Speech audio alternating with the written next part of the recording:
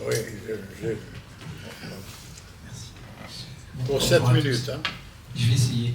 Bonjour à tous. Je me suis fixé un certain nombre. Il faudra tenir les.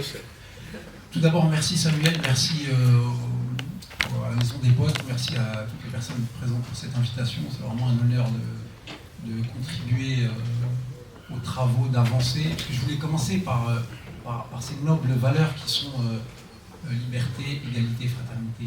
Je ne sais pas si ça a déjà été dit, mais Oui.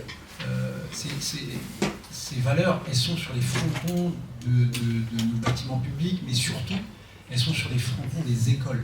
Et dès la maternelle, les enfants, ils voient ces nobles valeurs, liberté, égalité, fraternité. Et aujourd'hui, dans certains de nos quartiers, dans nos villages, est-ce que ces valeurs, elles sont respectées? C'est une question que je me pose, que je vous pose. À mon sens, non. On n'en serait pas là aujourd'hui, on ne serait pas là en train d'essayer de faire avancer ces choses-là, parce que normalement, c'est quelque chose qui est régalien. C'est la République qui doit faire en sorte qu'il y ait plus de liberté, plus d'égalité. Et aujourd'hui, on parle beaucoup de fraternité. Il y en a de moins en moins. Et depuis, moi j'ai 48 ans, depuis mon plus jeune âge, la fraternité, je la cherche encore. Il y en a dans certains quartiers, il y a de la solidarité qui se met en place, mais on attend beaucoup plus à la fois du gouvernement, du président de la République, toutes ces personnes qui sont garantes de ces valeurs. Ensuite, concernant les projets, pourquoi ça n'avance pas dans le quartier? Parce qu'à mon sens, après avoir, parce que dans toute chose, il faut un bon diagnostic. C'est comme lorsque vous allez chez le médecin, si vous avez un mauvais diagnostic, bah forcément le remède, enfin les médicaments, ils ne font pas effet. Donc c'est la même chose.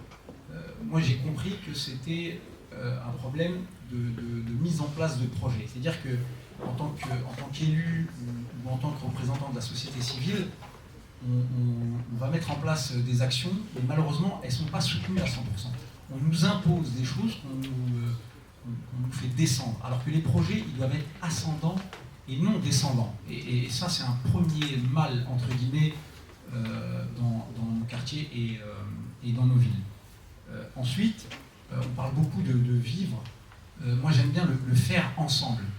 Pourquoi le faire ensemble? Parce que c'est un outil de cohésion sociale. On apprend à se connaître. C'est Saint-Exupéry, je crois, qui parlait il disait loin de me léser, tu m'enrichis. Et je trouve que cette phrase, elle est vraiment elle est intéressante parce qu'on ne parle même plus d'apporter à l'autre, on parle de léser. Et quand il dit léser, c'est vraiment ce qui se passe. On constate qu'il y a des personnes qui sont lésées.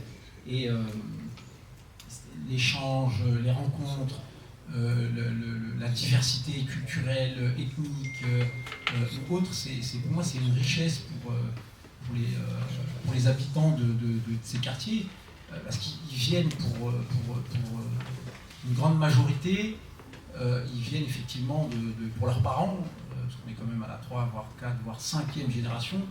Aujourd'hui on les appelle encore, on leur demande pardon de s'intégrer, mais s'intégrer à quoi? Ils sont nés ici, ils ont été sevrés par Marianne, ils ont été à l'école de la République, c'est-à-dire que les codes de la société, ils les ont, et on les renvoie encore à leurs origines, à leur pays d'origine, alors que pour la grande, voire la très grande majorité, si demain on les prenait, on les mettait dans leur pays de leurs parents, ben, ils seraient perdus, ils pourraient pas y vivre.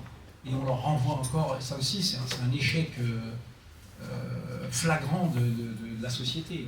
Et malheureusement, on en est tous responsables. Donc voilà, cette reconnaissance, l'estime, on a besoin d'estime.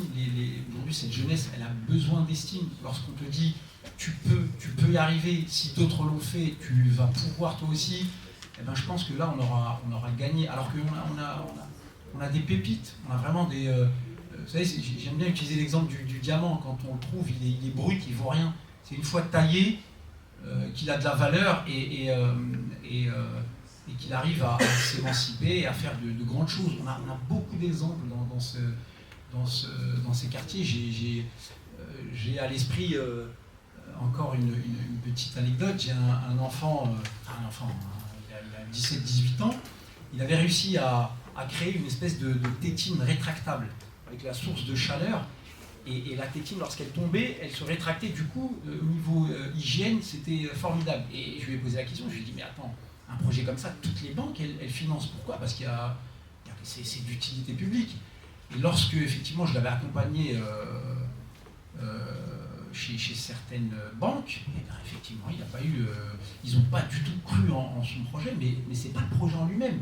C'est parce qu'il venait du mauvais endroit et qu'il avait le mauvais nom. Malheureusement, c'est ce que j'ai ressenti dans les différents entretiens que j'ai fait avec lui. Donc voilà, c'est tout ça qui fait qu'il y a beaucoup de pertes. Parce que ces gamins, enfin, cette jeunesse, c'est la République qui la forme. Aujourd'hui, un gamin de 6 ans à 17-18 ans, il coûte à la société presque 20 000 €. Donc c'est du gâchis.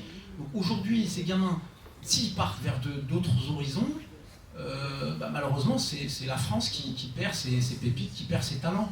Donc je pense qu'on a une grande part de responsabilité.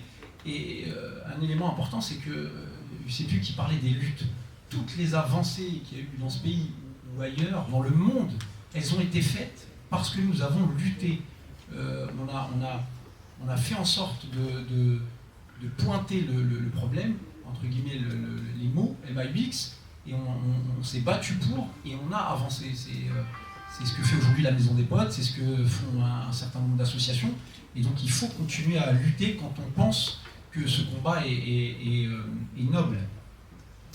Donc voilà, la construction du citoyen, donner du sens au vivre ensemble. Et moi je voulais aussi vous poser, pour conclure, une question. On se la pose toujours, hein, c'est comment et avec quelle méthode, parce qu'il faut être pragmatique. Il y a effectivement les outils juridiques, il y a les outils qui sont à notre disposition, mais voilà, c'est une question très importante, comment et quelle méthode. Je vous remercie.